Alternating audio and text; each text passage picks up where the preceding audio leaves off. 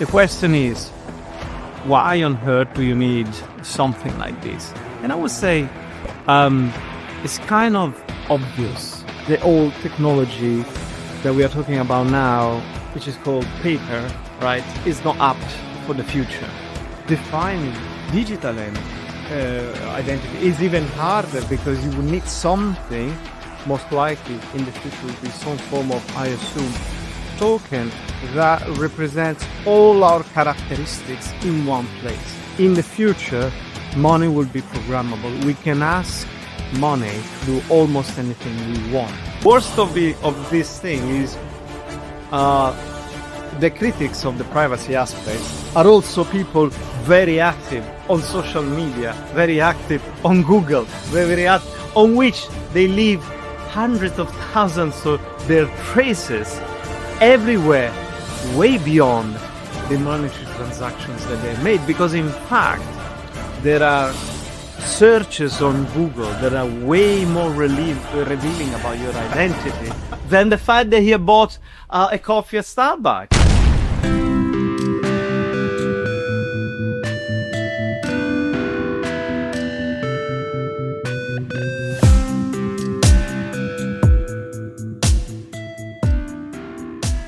I'm delighted to be joined by Professor Brunello Rosa, CEO of Rosa and Rubini Associates and author of Smart Money.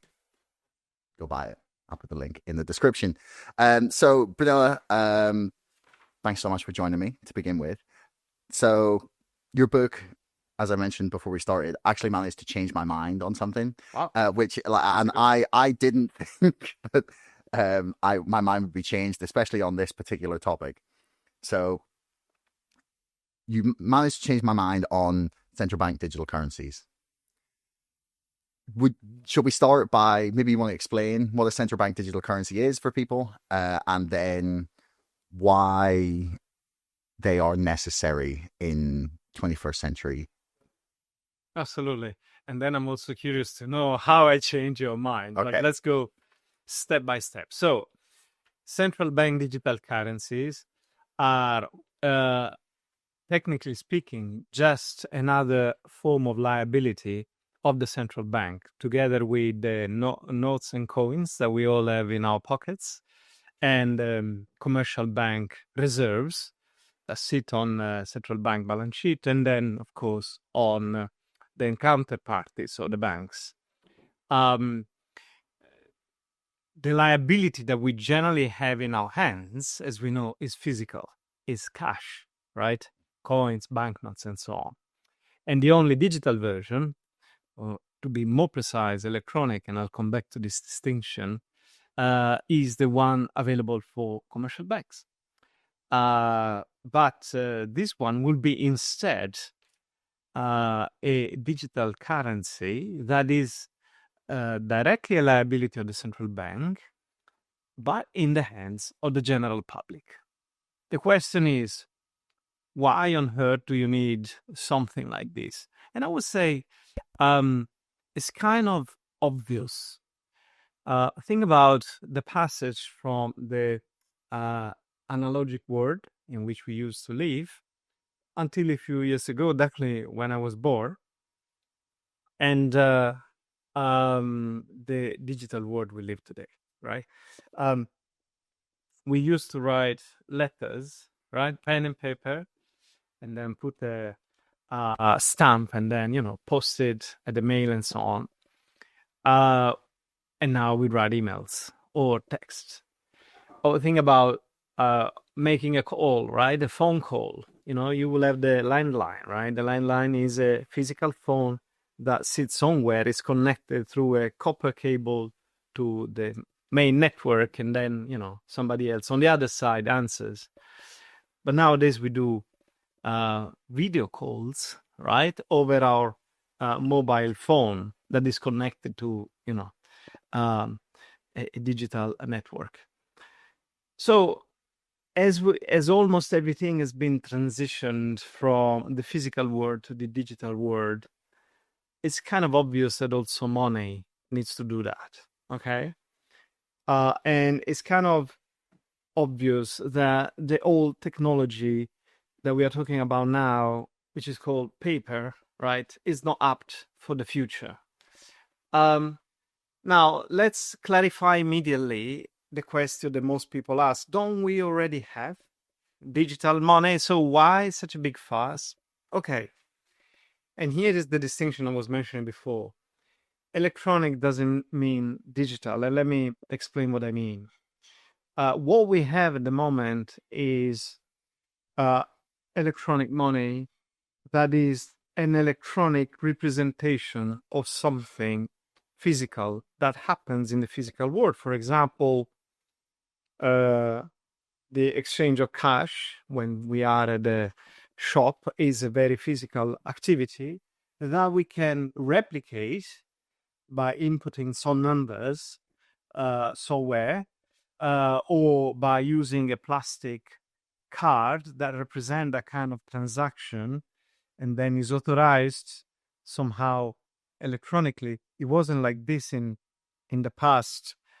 Some of your or the people looking at watching the show might remember when you would put your plastic credit card on a ugly, very ugly looking apparel that you would, push up and down until a sort of pay slips comes out, and then you would sign that. And that was the origin of the credit card. There was nothing electronic about that, right? So, and if I want to make it even more obvious to you, think about your passport, okay? So your passport is physical and nothing else so far substituted that piece of paper. Nothing, okay? We are still in the oldest technology ever. Yes, there's an electronic passport in which there's a chip that recognizes you, this and that, for sure. But the one instrument in which everything is contained remains paper-based, okay? Now, when you book your flight to your next destination, right? All of this work doesn't matter, okay? They ask you to input the number of your passport somewhere, okay? So you provide a sort of electronic representation of your passport, but that's not going to substitute at all your passport. It's just an electronic representation, and it doesn't constitute what some people are starting to call digital identity, which is a much bigger thing. Right. Digital identity is something that still needs to be properly defined, and there's tons of work on this for the very simple reason that is not an easy concept. We all have our own identity, and philosophically speaking, it's not even that easy to define, right? But defining digital identity is even harder because you would need something, most likely in the future will be some form of, I assume, token that represents all our characteristics in one place. How we appear, the color of our eyes, the color of our hair, our height, our weight, the color of our skin, where we were born, the type of blood we got. So all this information that represents us will at some point constitute digital identity that I'm pretty sure at some point will be available on the internet. So what we have seen so far is what people have called e-money, which is electronic money. And don't get me wrong, the ability of e-money of doing stuff has been incredible, right? Our credit cards work perfectly smoothly, right? You do almost anything you want. So the other question is, okay, I understood that digital is not electronic, but electronic works very well. So why on earth then I did something new that is called digital? And I would say for one main reason, and this is that the digital money of the future, and this is linked to a second element that I'm gonna discuss in a minute. The digital money of the future would be programmable. Okay, so digital money will have smart contracts in it. Hence the title of my book, Smart Money, because it's not going to be as simple as exchanging a piece of paper versus a good, as currently we do with cash, or even in its electronic representation. We go on Amazon, we order something, we input our credit card number. Okay, don't forget, your credit card is still a physical piece of plastic in your hand. You just put your credit card number, so it's an electronic representation of something physical, right? And then you purchase the book. Okay, in the future, money will be programmable. We can ask money to do almost anything we want. And I'm going to give an example later on. But the point I wanted to make is the following. Why do we need that kind of digital money, programmable, and so on? Well, this has to do with the evolution of the internet. The Web 1.0 is the so-called read internet. Okay, so you go on the internet and you look for information and you're able to read what's there, right? Coca-Cola says, oh, we were born this year, this is where you can buy your products, right? This is our latest advertisement, right? And that was how we got to know internet. Internet 2.0 was read write. Okay, so this is when you start having blogs. Initially, that was the first form, so you can actually contribute to the internet, and eventually then this developed into social media, and we all know how these platforms work. And now we are in Web 3.0, and this is really the revolution. What's in Web 3.0? Well, we don't just read and write, but we exchange.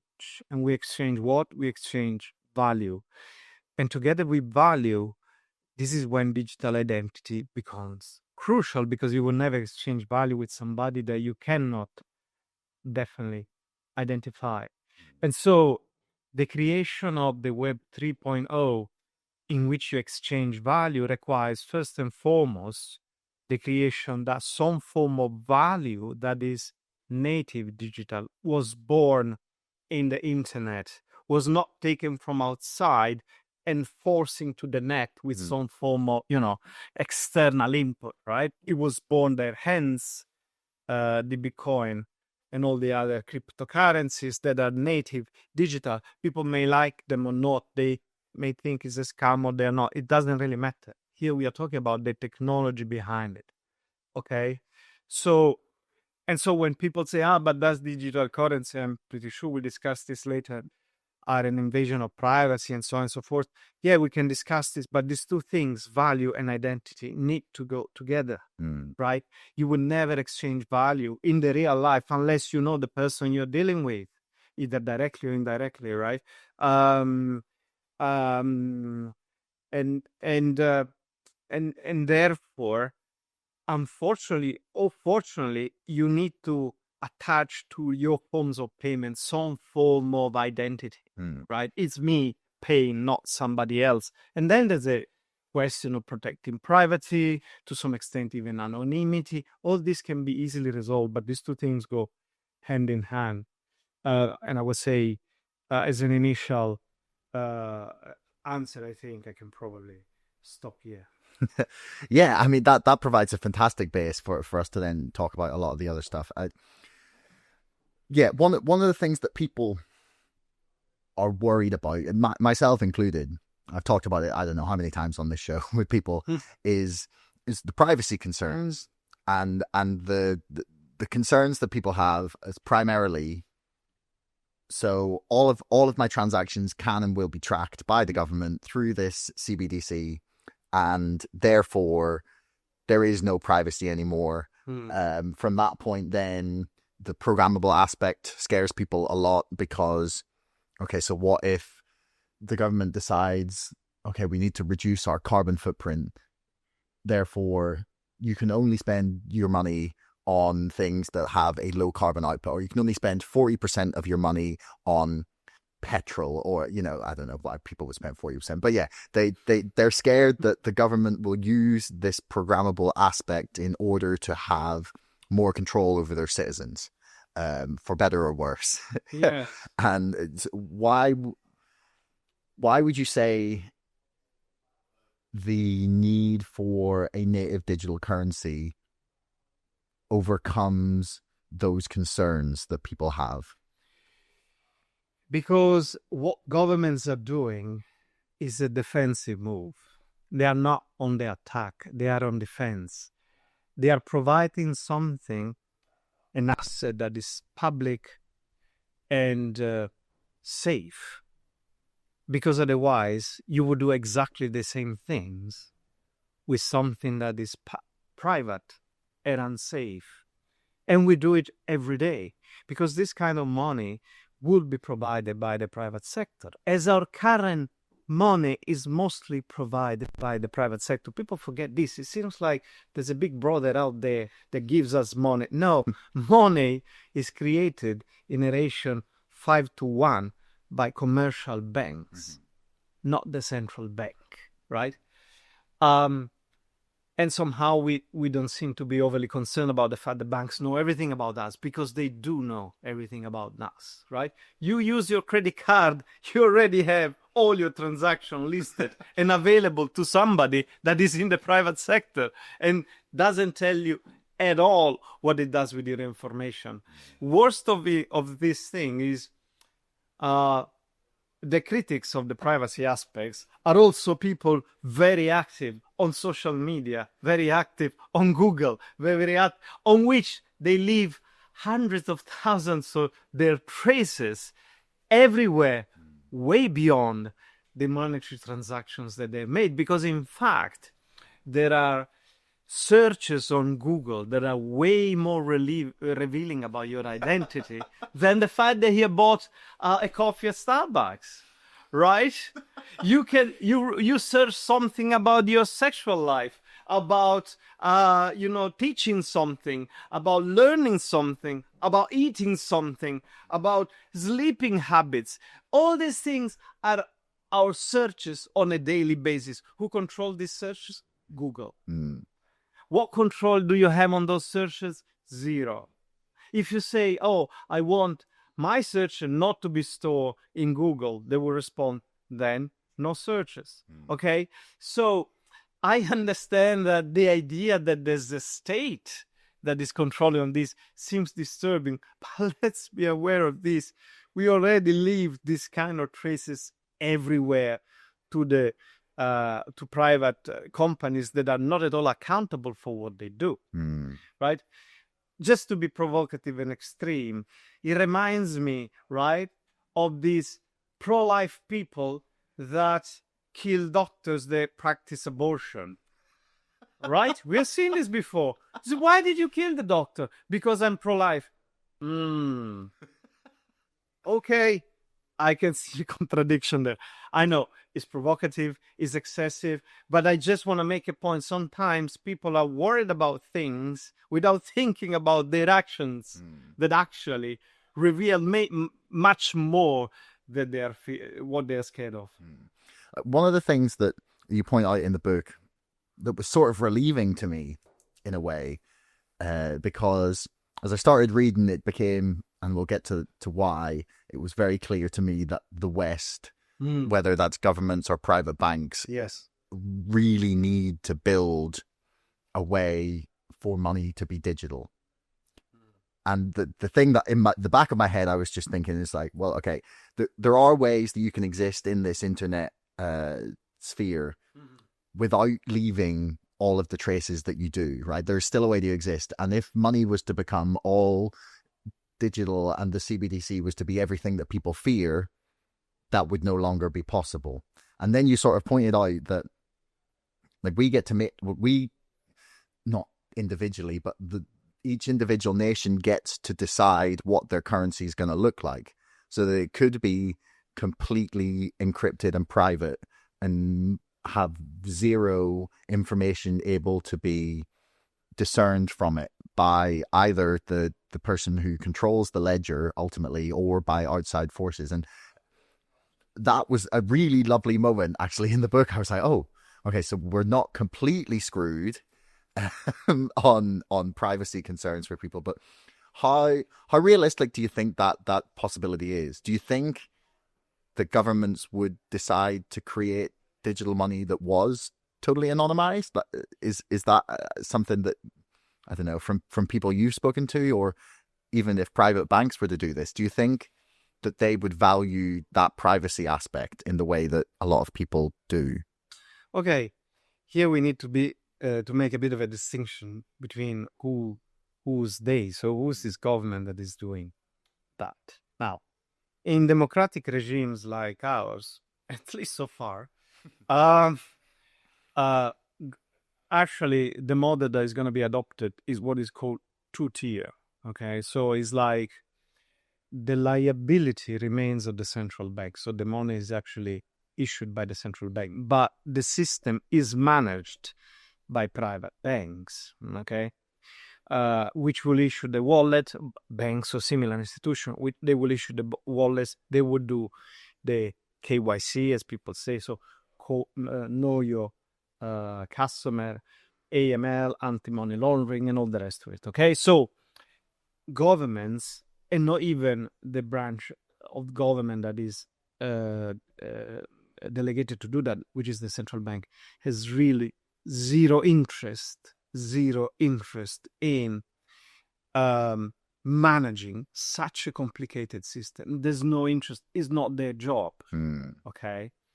I am telling you, as a former central banker of the Bank of England, by far at the time when I was there, but I'm pretty sure it's still today, the largest division in the bank was, in fact, the banking division, which is the bank within the central bank that deals with the counterparties, right? So the question is, how many counterparties do they have? And they could be dozens, they could be hundreds, or in the case of the US, they could be thousands. Mm-hmm. And for every scale, of course, there's a different dimension. But in all these cases, those divisions are by far the one that are more human labor intensive. You need lots of people to manage all these relationships and stuff. Also because technology, especially at the time, was still not as advanced. So lots of stuff still need to be written by hands and stored somewhere, right? Okay. Now imagine, and this is when I'm talking about maybe 12 to 15 counterparties, okay? Such in the UK, where you have kind of large banks and maybe some smaller other institution, such as building societies or some, but we are talking about dozens, okay? Yeah. Then you go in the in the euro area, and we are talking about maybe 100, because most of the relationships are still managed by national central banks. So Bank of France, Bank of Italy, Bundesbank, and so on. At the ECB level, they only have about 100 and 150 counterparties. Okay.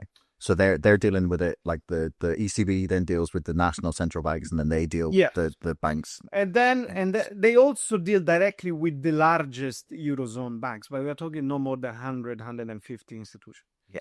In the US, they had, unfortunately for them, thousands of banks, even very small ones, and most of them are dealt with by the various regional branches of the Fed, but it's still the Fed, okay?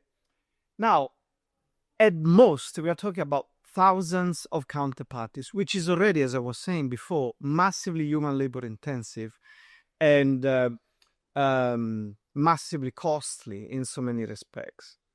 Can you imagine a government via its own central banks that wants to deal with, in this country, 65 million people? In America, 320 million people. Counterparties, because here we are talking about people that can hold your liability directly, right? That would be your counter. Who bloody wants to do that? Nobody. There's no interest even, okay?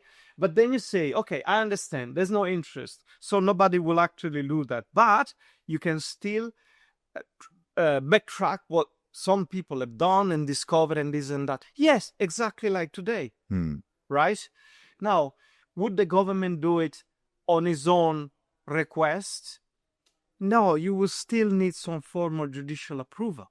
Okay, you will still need to ask permission to a judge somewhere that authorizes the government to go to this discovery process, right? Then, of course, you say yes, but you have intelligence service, you got agencies, exactly like today. So this technological evolution adds nothing to what the government can do today, subtracts nothing to your privacy, okay? Plus, and there's an extra layer, there will be lots of technical solutions to guarantee as much as possible privacy rather than anonymity. These are two different things. Privacy is something that is yours and will need to remain yours. Anonymity is actually, you never know who's done what. And these are two different concepts. And they would protect your privacy as much as possible. And there will also be elements of anonymity up to a certain level. Okay, so the system will be programmed in a way that transaction up to will decide maybe £200, £300, 500, God knows where they put the limit. The transaction will be actually anonymous. Okay, and nobody will ever discover it, because as soon as the transaction is complete, the file vanishes. Above a certain threshold, you will be recorded. Exactly like today. In every country, you have a limit to the amount of cash you can exchange legally. Okay? I can tell you, coming from a country like Italy with high tax evasion, so clearly cash is very... No, I don't believe right? Okay? No, it's right. So the limit used to be 3,000 euros. Then it was lowered to 1,000 euros. Then it was brought back to 2,000, right? So they always put the legal limit on which you can transaction cash at some point, right? Yeah. So again, the technological evolution is only marginally more risky in terms of privacy than what we currently have. Yes, theoretically speaking, when I put my phone against something else, right? If somebody really wants, he can reconstruct the transaction, maybe even sometimes after. In the vast majority of cases, there's no interest. These files will be destroyed. And unless it looks extremely suspicious, nobody will ever go that route. So honestly, I understand the concerns, but I think they are way outweighed by the advantages. I mean, you make a very good case. So I think to move on then to... And if I may, sorry. But I understand this could be the right time. So what are the advantages? This is the question. Yeah. That because otherwise people, why on earth you're doing all this? Okay. This is why on earth, right? I should adopt an iPhone when I have my fantastically working Nokia. I mean, I advocate for the Nokia. It's just Nokia, the best phone ever invented.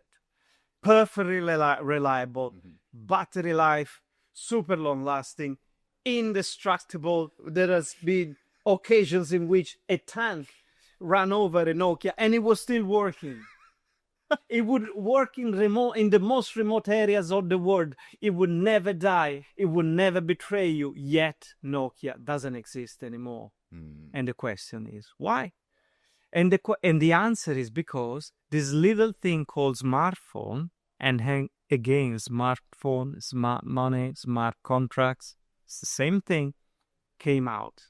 And what is it that the smartphone has done to us? You may not like it, and I may even agree with you, but it doesn't matter. Let's look at worldwide population, right? They had introduced the apps. Now, when the iPhone was first introduced, it was the famous only 12 apps they had. Yeah.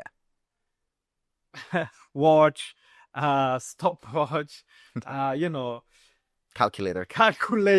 Do I bloody need all this in a phone? Do I need to tell you how many apps are available today? Do I need to tell you? Millions. Yes, Yeah. how linked we are to our apps today, including for emails, social media, absolutely vital activities such as health monitoring and that kind of stuff. Yeah. Yeah. I mean, I used maps to look how to get here.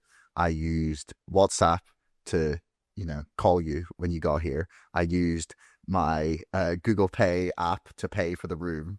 I checked while I was on the bus. I checked my emails. I checked my YouTube stats, and that's just on the way here. Every day, you much rather go out again and provocative, go out in the morning naked than without your phone. You will feel less embarrassed, right? Because think about your day without the phone. It becomes a nightmare. Today, it becomes a nightmare, right? Your first thing is, oh my goodness, how can I tell somebody that I forgot my phone, right? And the question is, who knew when the iPhone actually came out that this would be the direction of travel, that we will end up exactly in that situation? Nobody. But what Apple did, and then all the others, was, here's the platform, invent the apps that will change the world. And this is exactly what's happening with smart money. This is the platform, and now invent the app that will change the world. Okay? Yeah. Let me tell you something that may sound even scary, and it's scary, but may change life. Okay. Salary. Salary was invented by the Romans, and the word comes from salt. In fact, soldiers used to be paid in salt because salt was very valuable because you could preserve your food. But you didn't have fridge, okay? And you in exchange for things. There's even one of the famous roads, all roads with Rome, right? Called Via Salaria, because it was the road of salt that would bring salt to Rome, okay? Now, and it's so ingrained in our life that still today you receive a salary, right?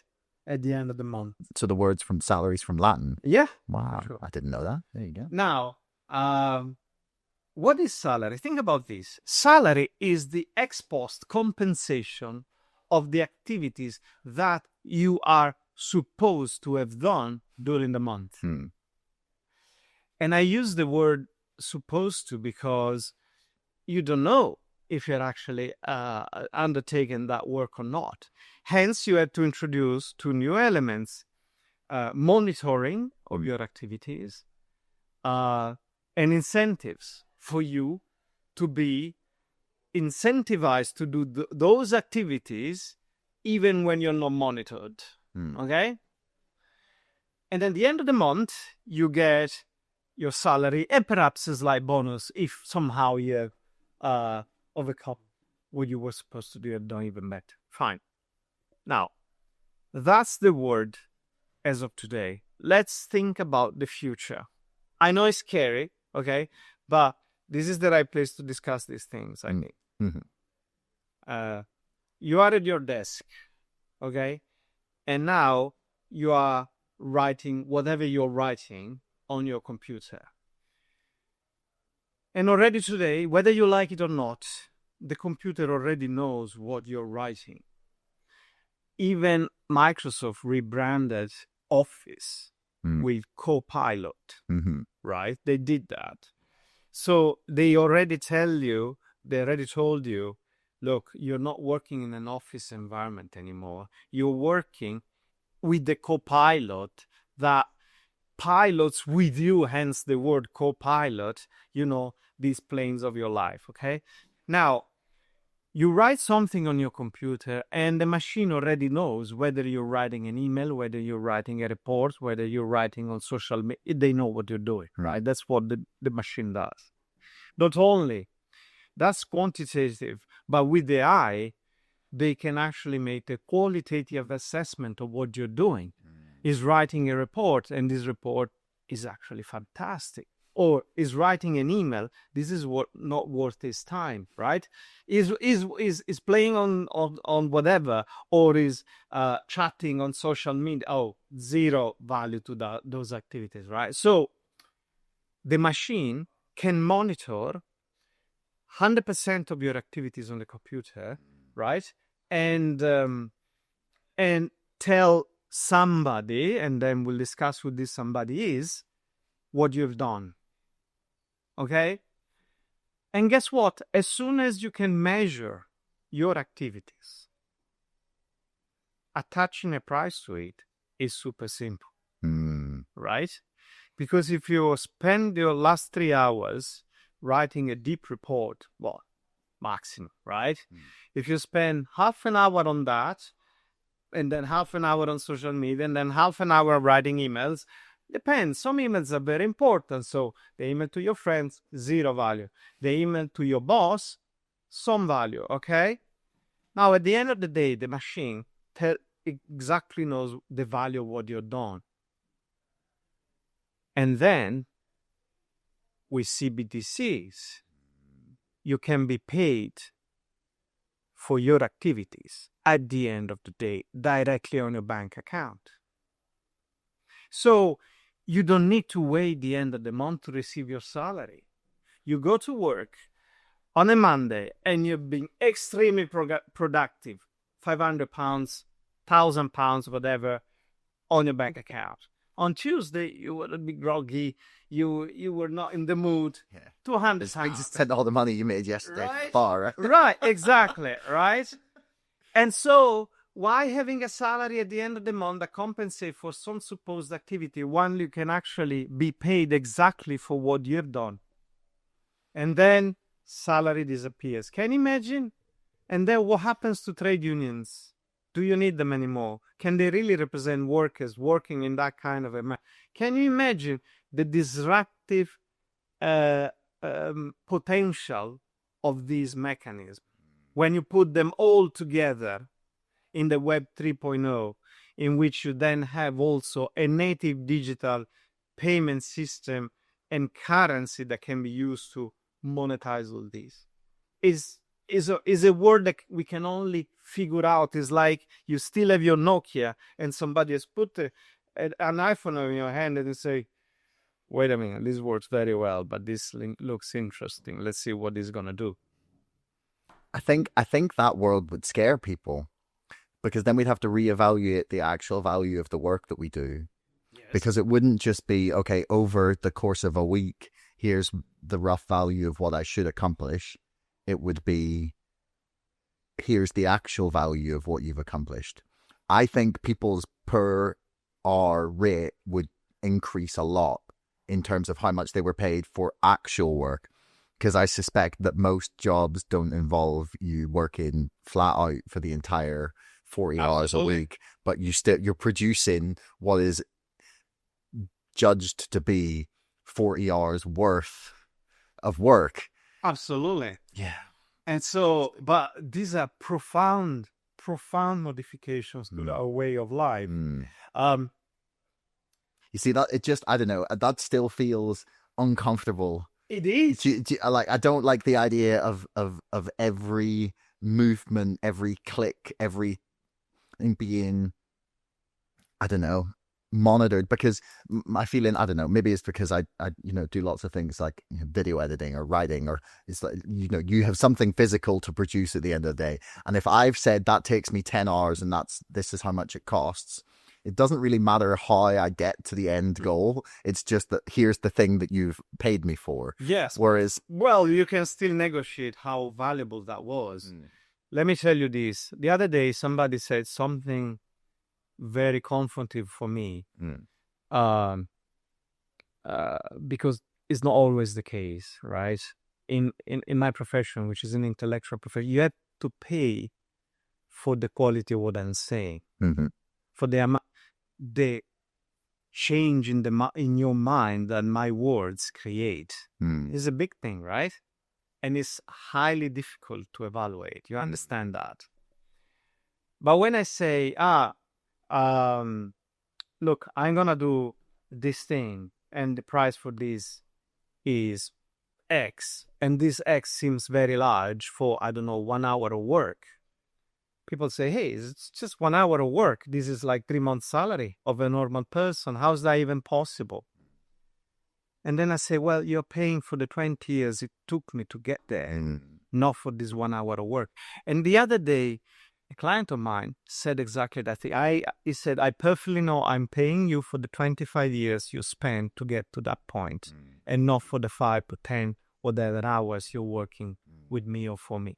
So your 10 hours of editing is not just the 10 hours of editing, is how much effort you put in your life to get to that point of efficiency. And this is where you will be asked to pay a lot. Because don't forget, what you want is that highly skilled profession would be paid more than lower skilled profession. And guess what? Today, AI is working in the opposite direction, right?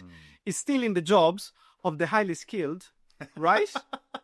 Somebody said, oh, I want AI to do my laundry and grocery shopping so that I can do my reading and writing poetries and listening to music, rather than AI that does my writing and music editing while I have time to do the laundry and the grocery shopping. And it's absolutely true, but it's just because it's the beginning. When automation would be even more developed, and you see that some of these robots have already been rolled out. Yeah. No less than by Elon Musk in one of the various branches of his companies. These robots can already do everything we do at home. And eventually there would be one in every home, and they would do exactly those works that you don't want to do anymore, so that you have time to do the important things in which you really need to use your mind and brain, for which you want to be paid accordingly, right? And so, yes, the future is scary. Nobody says that. But is it new? So, when the machines were first invented, here we are in the UK, right? The motherland of the Industrial Revolution. Luddism was invented here. Yeah. John Ludd was British, kill the machine and guess what? Did they kill human work? No, they actually multiplied human work. And we actually became all slave of work, because if we don't work, we don't make money. If we don't make money, we don't have money to spend and live our lives. And even more so, right? So if anything, our rebellion could be, I don't want to be attached to a machine, right? I want to live my life in nature and explore the beauties of a sunset or the ocean, those things that don't necessarily, thank God, require a computer. But the idea that once you're producing your piece of work, you can do this in an uncomputerized way is going to be for very few people, maybe the artisans, maybe the painters, maybe God knows, but all of us would be more and more unfortunately attached to the machines. Yeah, that the technologicalization, that's not really a word, but you know what I mean, of the future is like both incredibly like attractive and really terrifying at the same time. I mean, I've been trying to get Aaron Bastani on this show for a long time. Maybe he'll respond to my messages after he sees this, and we've discussed. But his book is called "Fully Automated Luxury Communism." Oh. So that's like he foresaw, or at least argued, that we should be aiming for that future, basically. Something I want to talk about with you though is the reason that I thought, wow, okay, the West needs to catch up on digital money is China. Yes. So, and you talk about it a lot in the book, and how far ahead they are. So, how far behind is the West, and is it possible for us to catch up? And why should we care if China has has digital currency? Like, is that really a problem? Our system works fine at the minute. Yes, as theirs. But they are preparing for the future. So China has introduced its digital currency, and I'll go more in detail in a second, for two main reasons. First is, if you want, domestic surveillance. Okay, so exactly the thing you're scared of. And as I was saying, I describe what democratic regimes can do, but then there are autocratic regimes and they can actually do differently, right? They may actually be intrusive and want to know exactly what you do. And in fact, at the at central government level, at central bank level, they were not happy at all that most of the transactions were happening in private, let's call it private circuits, such as WeChat Pay, Alipay, and so on, right? So they want to regain some control of that. And I can see also why, as a former central banker, having 90% of the transaction happening outside your control doesn't leave you really comfortable, because you know that the economy might be vulnerable to some shock that you are unable to foresee, hence financial crisis, right? So some form of let's say, greater oversight, to use this word, might be warranted. Surveillance is a different story, right? Checking everything you do. And I can tell you a very scary story. So in China, first of all, there are cameras everywhere, and I can tell you, they can, let's use this big word, spy on you every second of your life, effectively. And this is used to create, and by the way, the system of surveillance in some cities is called Skynet, such as the... No way. Yes. It's not actually called Skynet. Skynet, like the big enemy of the Terminator saga, because, the level of fantasy. But anyway, so now these cameras capture every moment of your life to determine what they call social credit scoring, which means, right, to assess how good of a citizen you are, because you may or may not be credit worthy, not just to obtain a loan, but, to obtain housing or whatever not, right? Okay. So if you spit on a train, if you cross the road in the wrong way, all these constitute how good of a citizen you are. Okay. So true is that already now I'm talking about yesterday, okay? Not something in the future, something that has already happened. This exists. I show in my class at the uni, okay? If you jaywalk, if you cross the street in the wrong place at the wrong time, you're going to be caught on camera. The camera catches you, and with the facial recognition, right, immediately identifies you in a uniquely way. So it can only be you, right? Okay, what happens is, then there's a screen at the border of the street where your name and face appears, and so you're immediately recognized, and so it's name and shame, okay? So the citizen has violated whatever norm that we put out there. Not only that, since you were caught committing the violation, you cannot really say it wasn't me. You were uniquely identified. So then the fine is instantaneously issued. And not only that, the money is taken automatically for your bank account because you were caught committing the violation. It was you. There's nothing such as an appeal. The fine is issued, and it's not up to you to decide whether you pay or not, because the money has already been taken. Okay, so this is actually scary. Okay, are we gonna get there in open society like ours? I don't think so. There would be, all sorts of rebellion against us, so we'll never get there. To be honest, that part there is not even the most interesting in my case, right? The book is not about that. We mentioned because you need to, but the book is about the other segment, okay? It's the geopolitical aspect, why they're doing that. The second reason, and is the internationalization of the renminbi, something they've been trying to do for decades with very little fortune. Why? Because we know that the world currency is the dollar, right? And it became that at the end of World War II with the Bretton Woods Agreement.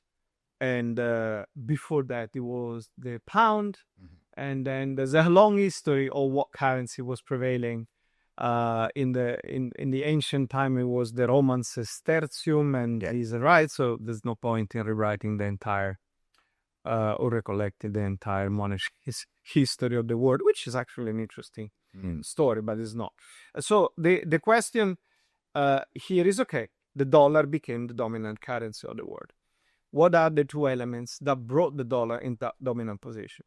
The first one is a current account deficit. Okay, so the US imports more than it exports. Okay, hence they have a current account deficit. Okay, which, by the way, is wanted, is intended, and is intended because in geopolitical terms, so bear in mind I'm using words carefully here. In geopolitical terms, once you have an hegemon, the center of what geopolitical analysts call empire, right? So we're not talking politically, right? So, but the empire, which is the US, needs to have, again, I'm using a geopolitical term, its colonies, yes, dependent on them. The way you make them dependent is making sure that whatever they produce is bought by you as the hegemon.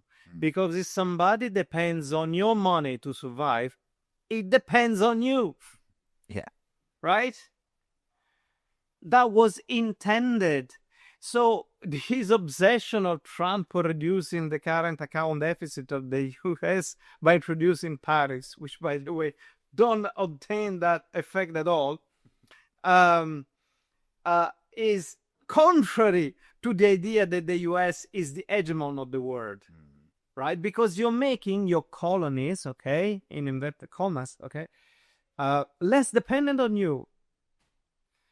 So that's the first element. The second element is, okay, now that I disperse my dollars around the world, okay, because I pay the, let's say, goods that I'm importing from all over the world in dollars, right? Nobody will accept all these dollars unless they are freely convertible in another currency, for example, the currency that is used in that country. Okay, why would everyone accept dollar if you cannot freely and easily convert into euros, into pounds, into Swiss franc, or you name it? So the US has engineered a system in which the US has a current account deficit, continues spreading the dollar around the world. These dollars are freely convertible in every other currency because they have an open capital account. Okay? So current account deficit, open capital account are the two pillars of the dollar dominance. Okay? Now, can China replace this system? No, they can't. They cannot, because they are an export-led economy, so they want to have a current account surplus. They want to export more than they import. Okay? And also, they don't want to have an open capital account, because as soon as they open the capital account, money will start flowing out of the country instantaneously, because people would be scared that this money can be seized by the government and wanted to export abroad. Yeah. That's what the Chinese billionaires, and there are many of them, would do instantaneously. So they want current account surplus and close capital account. How on earth can the renminbi become the international currency of the future with these two characteristics? They can't. And here is the trick that they invented. What if we use technology? What if we use a currency that doesn't require these two characteristics, yet is the only one that can be used? And this is where they invented these three things at the same time. The Belt and Road Initiative, 2013, the CBDC project, 2014, the Digital Silk Road, 2015. Okay? They go in sequence. So in the countries of the Belt and Road Initiative, which, by the way, we are talking about around 80% of the countries in the world, about 50% of GDP, about 75% of the world population. So we are talking about a huge reach. Okay? China not only builds roads, ports, railway, and all the rest of it, and bridges, they also build the digital infrastructure.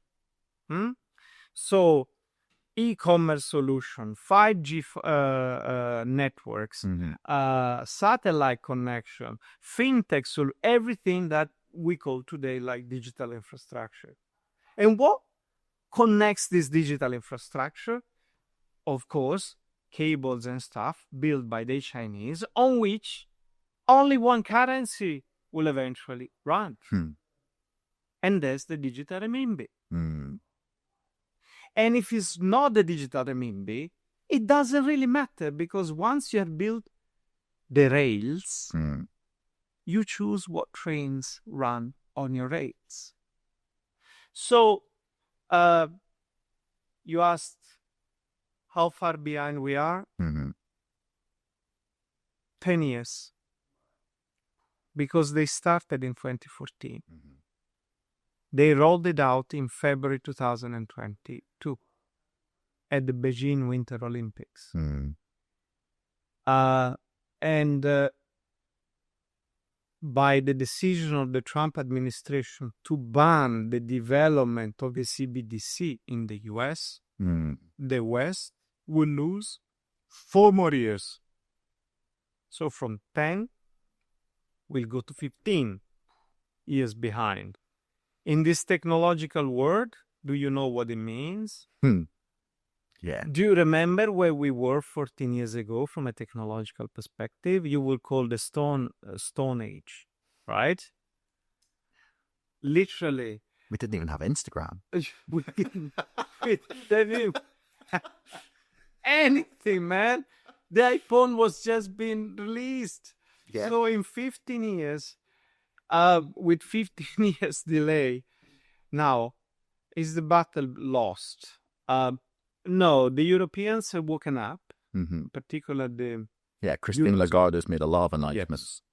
Because the Europeans understand is literally their last chance to assert their geopolitical presence in the world. The UK has made lots of advancement on the digital pound, the Swedes. So, the Europeans have woken up to that reality. But clearly without the US, all these are kind of nice to have, but it's not the need to have. Yeah. What is the US trying to do? The US is trying to see whether you can adopt a private sector solution that substitute the state-backed solution of the CBDC via crypto and stable coins. They want to have a digital asset store or whatever they call it. Exactly. Yeah. Now, is it a crazy approach? No, it's the American approach to things. American always go for the market-based solution first, right? It's the Far West saga all over again, right? Yeah. There's an entire territory to conquer. Off you go. Kill yourself. There would be winners and losers. Somebody will become extra rich. Somebody will die in the process of trying to become one. But eventually the system progresses. Yeah. Then when criminals become too powerful, you take one of the criminals, you put the badge there, and it becomes the sheriff. And then you start regulating and putting some rules. So Sam Bankman-Fried is going to become Treasury. No. But that's the history. You're never going to change that. That's the way they operate. But that's why you have such a strong market, such a strong private sector. In Europe, we have the opposite approach. We first make sure that we are safe before taking any risk, right? So we start with regulation and we start to make sure there's a level playing field, that nobody dies in the process, that there are all winners, right? And then you wonder why people don't take risk. At the very end of this saga, though, what will happen is the US will understand they've gone too far. There will be a crash. There will be. I can bet any sum, and not just in crypto, to this, right? There will be a crash. At the end of which they realize, oh, yes, we need the CBDC to guarantee people that the digital asset space is a safe space, right? It will remain a minimal element of it, but it will be there. Have we seen this before? Of course.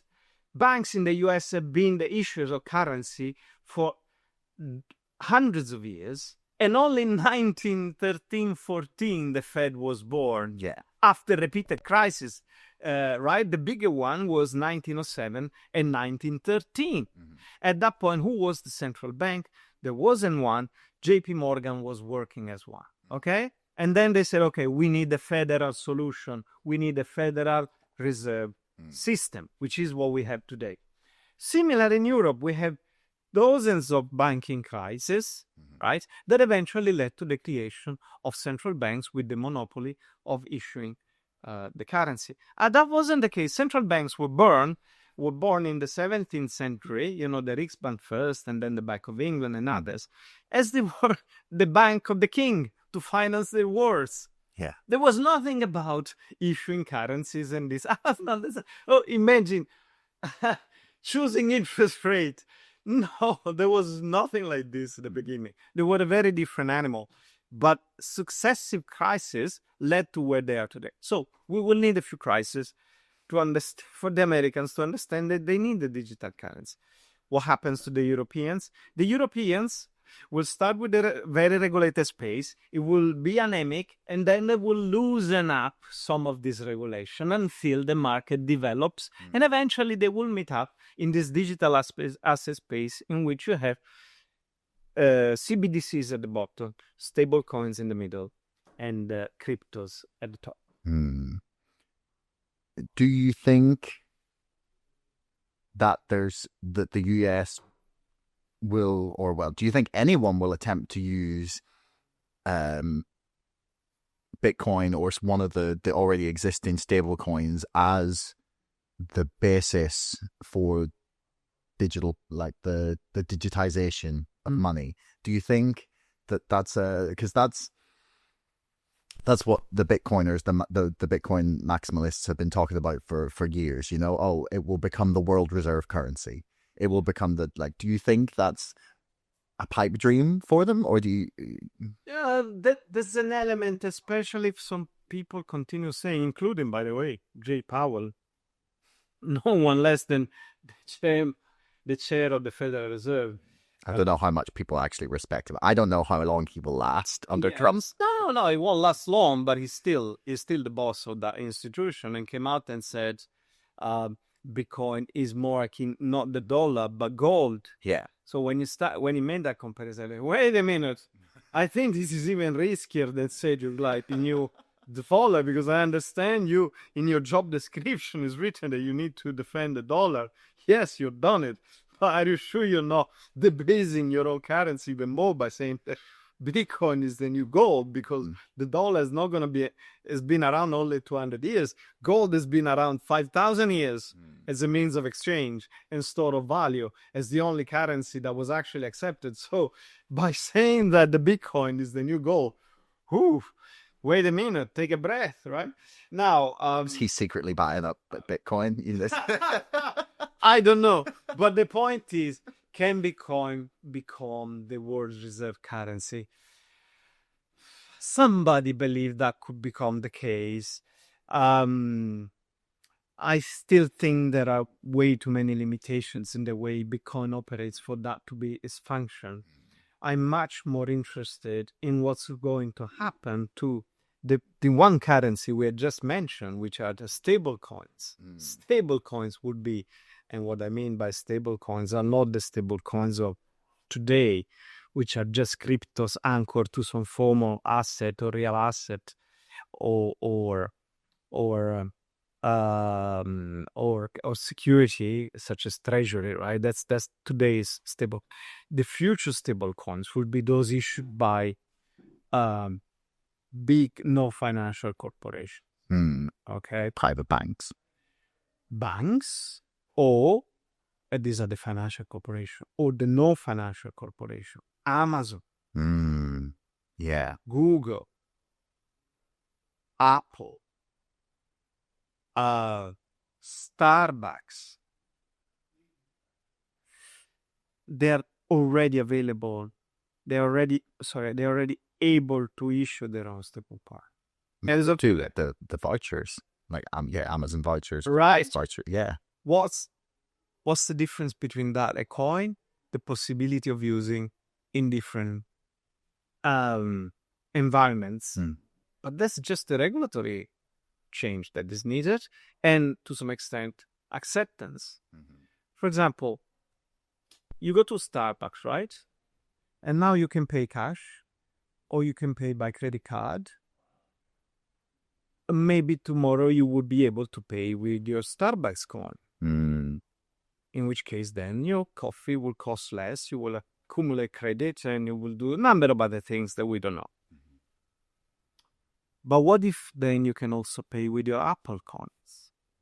Then you will have an exchange rate, right, between Apple coin and Starbucks coin, the same way we have between the euro and the dollar. And that would be way more important than the euro-dollar exchange rate. And that's the world of tomorrow. And this is where you really need to be scared, because these are private companies. There's no public oversight. There's no regulation. Breaking those monopolies would be extremely hard. May not succeed, especially if the monopolists get to government and make the rules, as is already happening, right? And us as citizens will not have any rights. And when people say, be careful about TikTok, it's because it's not just an instrument in the hand of the Chinese government that can spy on you and this and that. No, that's not the biggest risk. The biggest risk is that us voluntarily are giving TikTok the most valuable information about us, which is our identity, because we are giving there our image, the way we look, the way we speak, the way we move, our voice. And with AI, we can be perfectly replicated. Who has control over TikTok? Definitely not the government. And so you would scream for government control, for having a public body that you elect, right? To have control of these things as soon as you realize what the private sector can do with it. You will come to me and say, Brunello, you really changed my mind. I was scared about privacy, and I realized that having the government controlling things was the best thing could ever happen compared to the alternatives. Yeah. Now you have to tell me how I changed your mind. Because okay, yeah, we have to finish now because we only have like a few more minutes of the room. But you changed my mind in that I thought that CBDCs were a horrible idea. And because of all the privacy concerns that we talked about, and I still fear those things, but I now think, right, okay, well, we have to figure out a way to create digital payment infrastructure whilst trying to maintain as much privacy as possible. That's the only way forwards, or China will have control of all international payments in some sense. Like, obviously there's a lot to be worked out in how that looks, but or some US corporation. Basically, I'm worried about it being in the hands of people who will exploit that information, and that's why I was always concerned about governments having that information. But as you've rightly pointed out, governments can be voted out. We can get rid of them. We can't get rid of the Chinese government as much as perhaps some people would like. But yeah, Brunello, really, really fantastic to have you on the show. Really enjoyed the book. Smart Money, highly recommended to anyone who's interested in this conversation, this space, crypto, CBDCs, and the world of tomorrow's money. So thank you so much. Thank you. It's been a pleasure. Hey, listeners, real quick. Do you ever find yourself sitting watching the stock market like this? Well, now you could instead be ordering my book like this. It's the story of GameStop. You can purchase it with a hoodie, with acknowledgements, or just with the early backers edition. It's all about the GameStop story. It's the real story, not just what you've seen on films. It's exactly what has happened over the last 3.5 years. And with DFE back, I'm finally able to draw a conclusion to my book. Please pre-order it. It really helps me out, and you will get it eventually, I promise. Hopefully this year.